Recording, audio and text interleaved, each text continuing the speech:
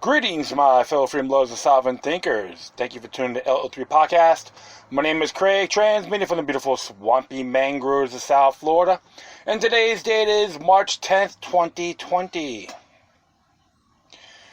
Yeah, so next week will be St. Patrick's Day and Super Tuesday and all that good stuff. Of course, all the yahoos be going out there campaigning. Vote for me and I'll set you free. I'll give you free stuff. I'm not saying you're paying for it on your tax dollars. Plus, I'm just looking. I want to be your Lord and Savior. Ain't that great with the political hype we have? It happens every 2 or 4 years. You know how these political bobbleheads speak? And some people still buying the rhetoric, and folks are crying that Bernie Sanders or their idol's not going to make it, and the world's going to be coming to hell in a handbasket.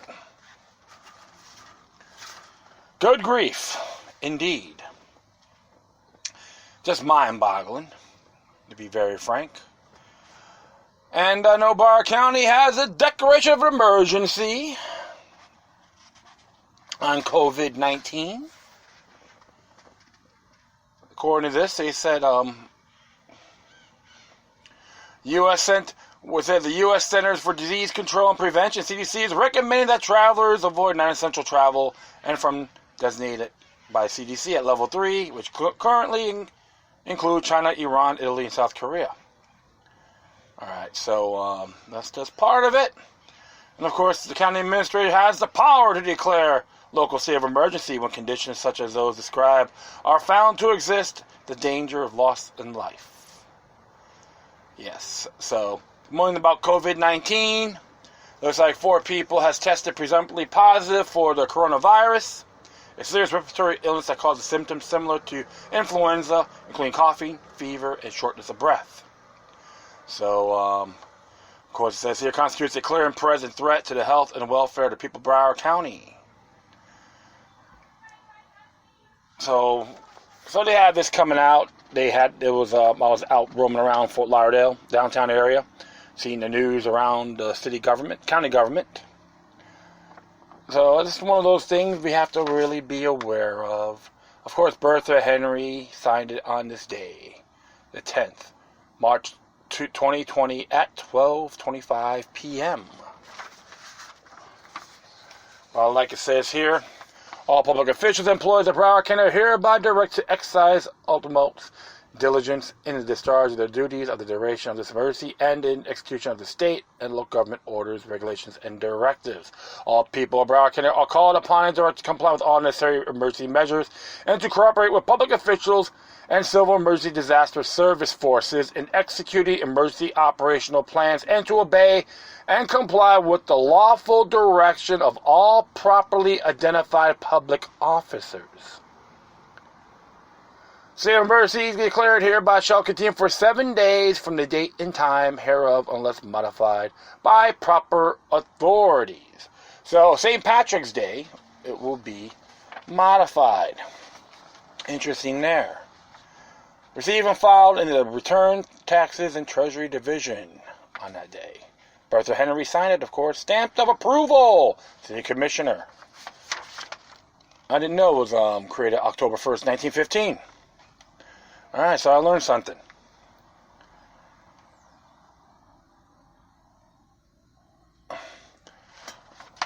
So, we got to look at 853, of course. County Code empowers the county administrator to exercise extraordinary powers during the existence of a state of emergency, activate emergency management plans, and take prudent action necessary to ensure the health, safety, and welfare of residents of Broward County. So, we'll make sure it doesn't go on lockdown mode in Broward County and beyond. So the reason why I addressed this, because John Whitehead had a nice little commentary pertaining to this matter, came out on this day, from the Rutherford Institute, which I am a supporting member of. And I do like to take the initiative on addressing his viewpoint. Of course, you can hear the train in the background, it's coming through, but don't worry. It's all well and good. It's entitled, this is the test. How will the Constitution fare during the nationwide lockdown? There's a quote here. says it takes a remarkable force to keep nearly 1 million people quietly indoors for an entire day, from home, from work and school, from neighboring errands and out-of-town travel. It takes a remarkable force to keep businesses closed and cars off the road, to keep playgrounds empty and porches unused across a densely populated place, 125 square miles in size. This happened not because armed officers went door to door or imposed a curfew or threatened martial law all around the region. For 13 hours, people locked their businesses and sheltered in place out of kind of collective will. The force that kept them there wasn't external. There was virtually no active enforcement across the city of the government's plea that people stay indoors.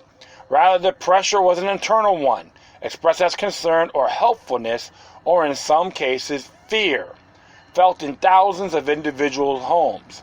It's journalist Emily Badger, The Psychology of a Citywide Lockdown. Alright, and it didn't say anything about staying in home in this state of emergency, but, the last paragraph, last paragraph about cooperate with public officials and civil emergency disaster service forces. Okay, I will leave this on my footnotes as well for the Declaration of Emergency for Broward County. Very similar to others, so you always gotta question these things. So, I will pursue here. This is a test. This is not a test of our commitment to basic hygiene or disaster preparedness or our ability to come together as a nation in times of crisis, although we're not doing so well on any of those fronts. No, what is about to unfold over the next few years is a test to see how well we have assimilated the government's lessons in compliance, fear, and police state tactics. A test to see how quickly we'll march in lockstep with the government's dictates, no questions asked, and a test to see how little resistance we offer up to the government power grabs when made in the name of national security. Most critically of all, it is a test to see whether the Constitution and our commitment to the principles enshrined in the Bill of Rights can survive a national crisis or a true state of emergency.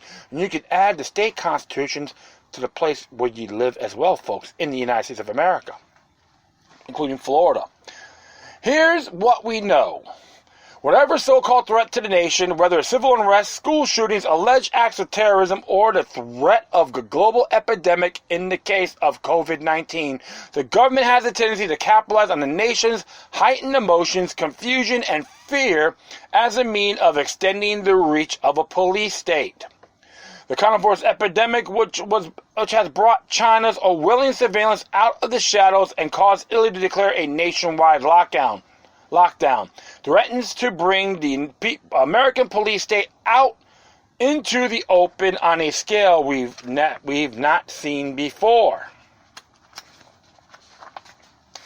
And if and when a nationwide lockdown finally hits, when we are forced to shelter in place, and if when militarized police are patrolling the streets, and if and when security checkpoints have been established, if and when the media's ability to broadcast the news has been curtailed by government censors, and if and when public systems of communications, phone lines, internet, text messaging, etc. have been restricted, if and when those FEMA camps and government has been surreptitiously building finally get used as quarantine detention centers for American citizens, and if and when military snatch and grab teams are deployed on local, state, and federal levels as part of the activated continuity of government plans to isolate anyone suspected of being infected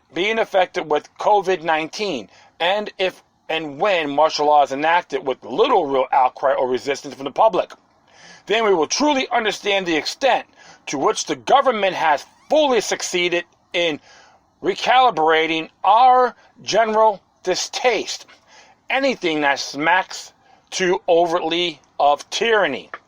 This is how it begins. The coronavirus epidemic may well be a legitimate health concern, but it's the government's response to that worries me more in the long term. Based on the government's track record and its long anticipating plans for instituting martial law, using armed forces to solve domestic, political, and social problems in response to a future crisis. There is good reason to worry. This is not a government with a rosy view of the future. To the contrary, the government's vision of the future is particularly ominous if a Pentagon training video created by the Army for U.S. Special Operations Command is anything to go by. Obtained by The Intercept through FOIA request, the training video titled Megacities, Urban Future for the Emerging Complexity provided a chilling glimpse of when government expects the world to look like in 2030. A world bedeviled by criminal networks, substandard infrastructures, religion and ethnic tensions, impoverishment,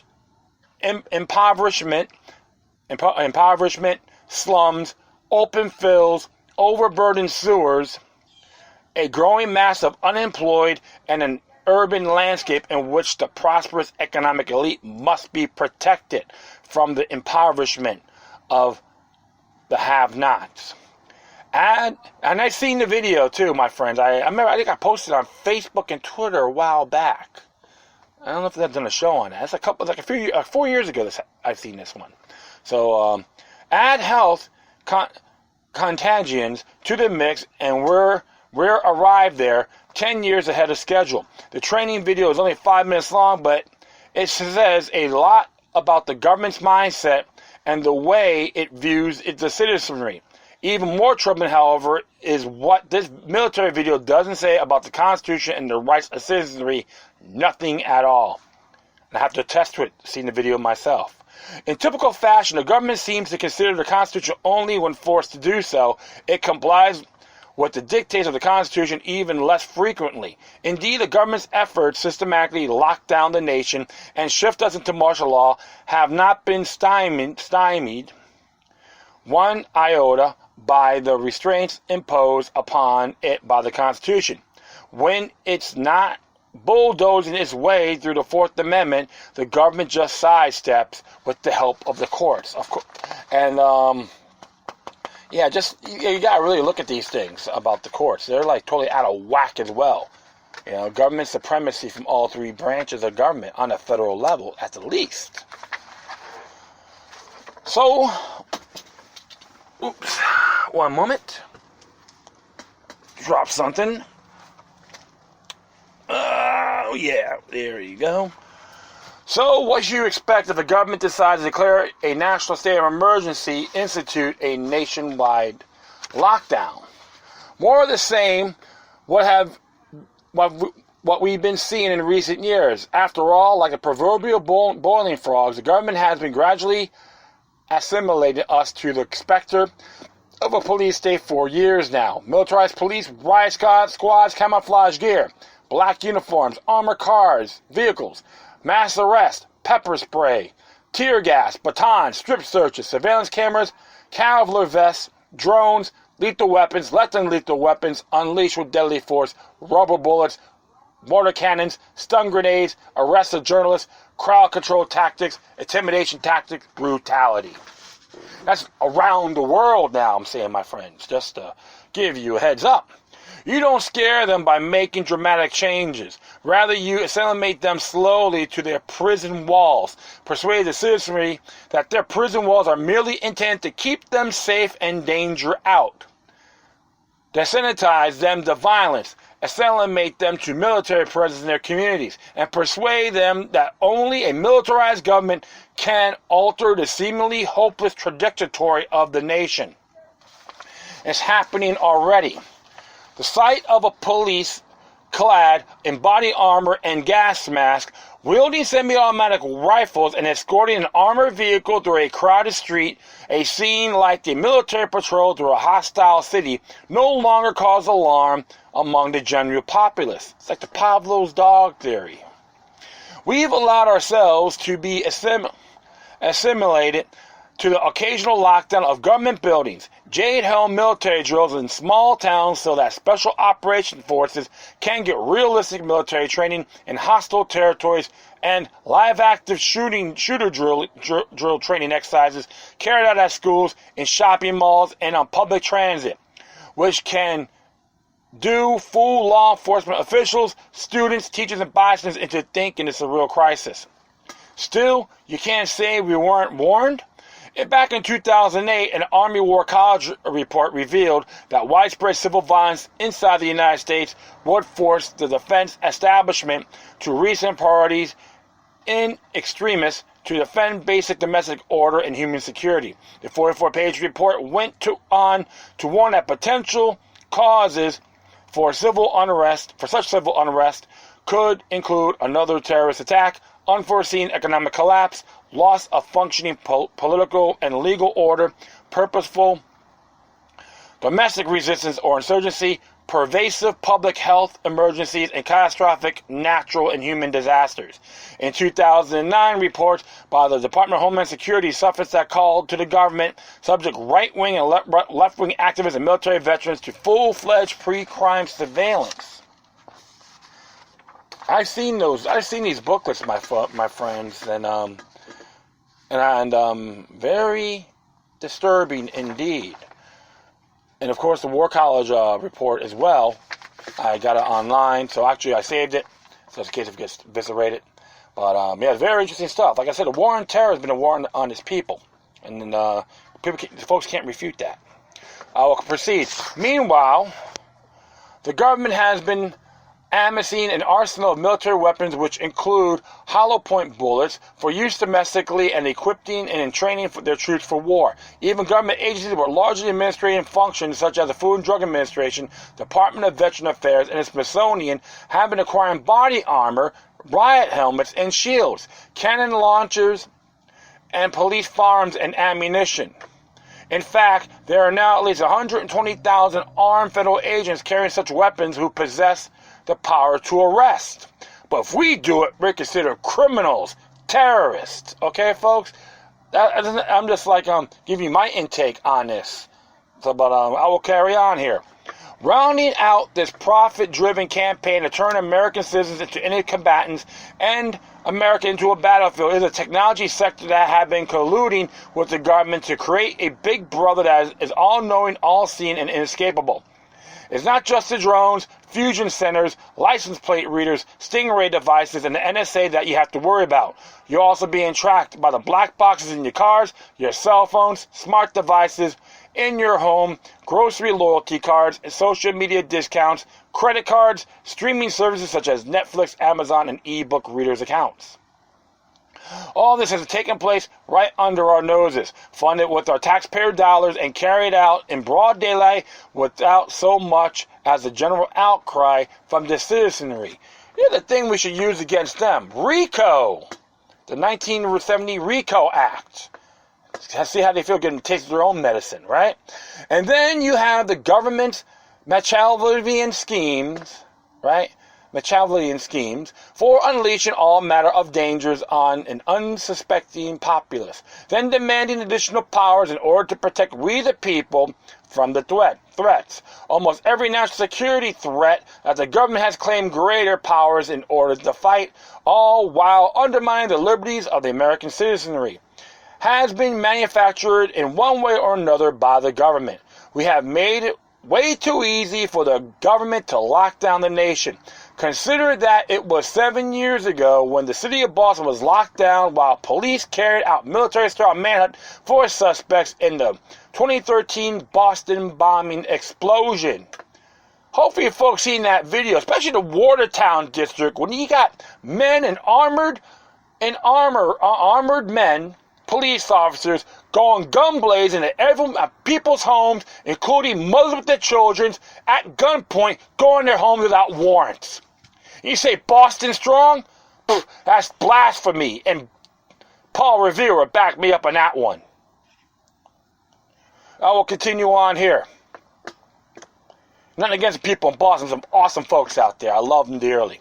6 years ago, the city of Ferguson, Missouri was locked down, with government officials deploying a massive SWAT team, an armored personnel carrier, men in camouflage pointing heavy artillery at the crowd, smoke bombs and tear gas to quell citizens' unrest over a police shooting a young unarmed black man. 5 years ago, the city of Baltimore was put under military enforced lockdown after civil unrest over the police brutality erupted into rioting. More than 1,500 National Guard troops were deployed, while residents were ordered to stay inside their homes and put under a 10 p.m. curfew. And believe it or not, that one there was even reports from the people who live in Boston. Many of these folks got bussed in to start the ruckus. They were infuriated. All right, 3 years ago, it was Charlottesville, Virginia, which is Thomas Jefferson's hometown, and, of course, the Rutherford Institute. A population of 50,000. This was locked down while government officials declared a state of emergency and enacted heightened security measures tantamount to martial law, despite the absence of any publicized information about credible threats to public safety. Fast forward the present moment with the word on the verge of a possible coronavirus pandemic, and growing numbers of Americans are already voluntarily sheltering in place in an effort to avoid falling ill. For those like myself who have studied emerging police states, the sight of any American city placed under martial law, its citizens essentially under house arrest, officials use the Orwellian phrase shelter in place, and Boston described a mandatory lockdown. Military-style helicopters equipped it with terminal imaging devices buzzing in the skies, tanks and armored vehicles on the streets, and snipers perch on rooftops, while thousands of Black Guard police swarm in the streets, and the SWAT teams carry out the house-to-house searches, leave us in a growing state of unease.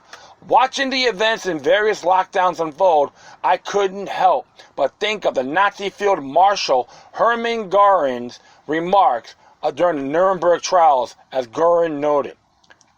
It is always a simple matter to drag people along, whether it's a democracy or fascist dictatorship, or a parliament or a communist dictatorship, voice or no voice. The people can always be brought to the bidding of the leaders. This is easy. All you have to do is tell them they're being attacked and denounce the pacifists for lack of patriotism and exposing the country to danger.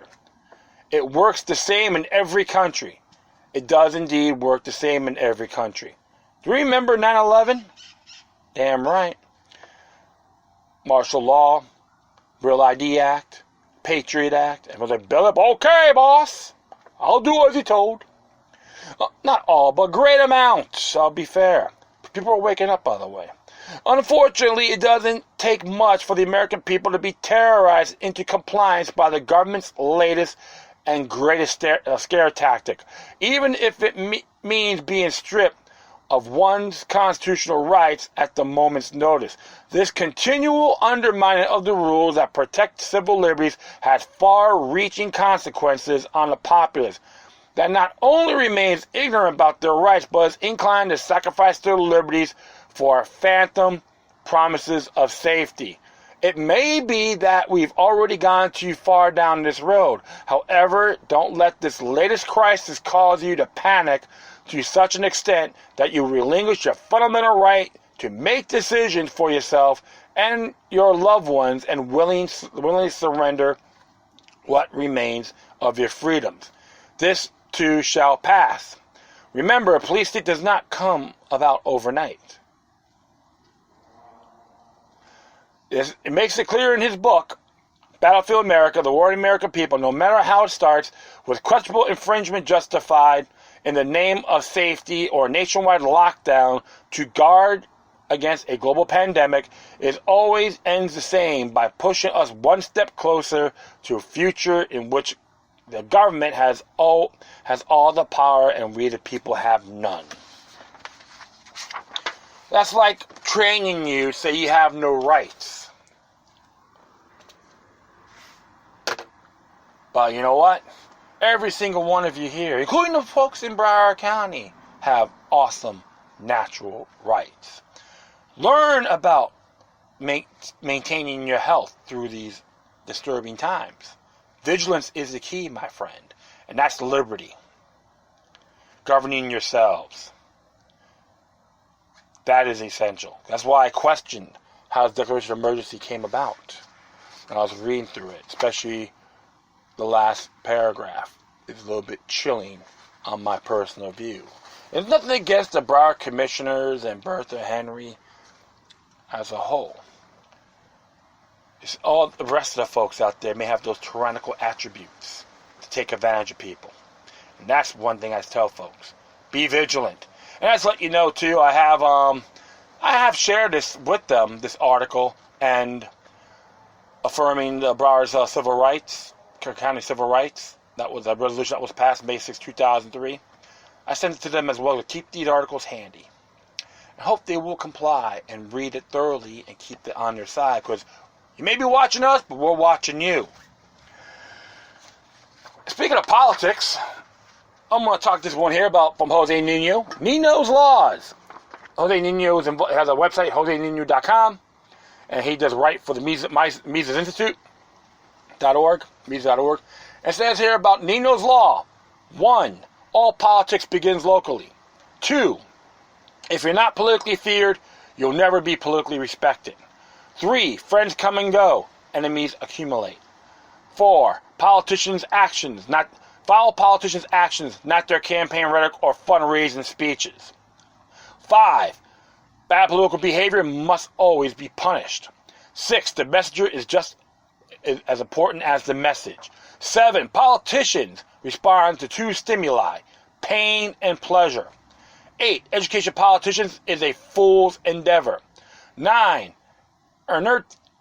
Inertia is a great force in politics. And 10.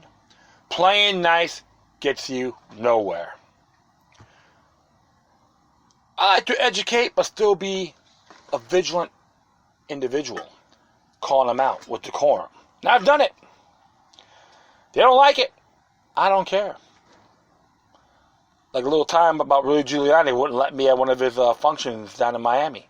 I was flattered. I didn't want to go anyway because I'd be laughing at him. Let's give you an example. One of the areas, my friends, is that they can never, ever take your fundamental rights, even in this time of emergency. Yes, prepare yourselves. Don't run amok or panic, because especially if you have children, it reflects on them. Stay focused. Don't be a number.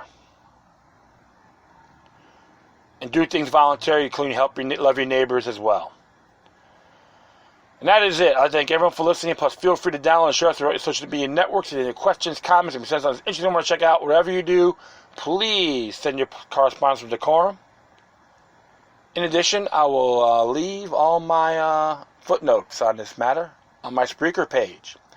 And that's fun how this one person was telling me that I'm not too smart. I did a left narrative, which is pertaining to the coronavirus and the possible police state. It says left narrative. Well, observe responsibly, sir. And he got that little profile name. Stand on principles. Don't follow your local your servants as Lord and Saviors. That will bite you in the rear end. All right. But I'm not mad, but inspired. Once again, thank you for your time. But always remember that demoniac resistance is something for the soul and can liberate humanity. Until next time, take care of yourselves. Keep on spreading love. And may your guardian spirits be with you.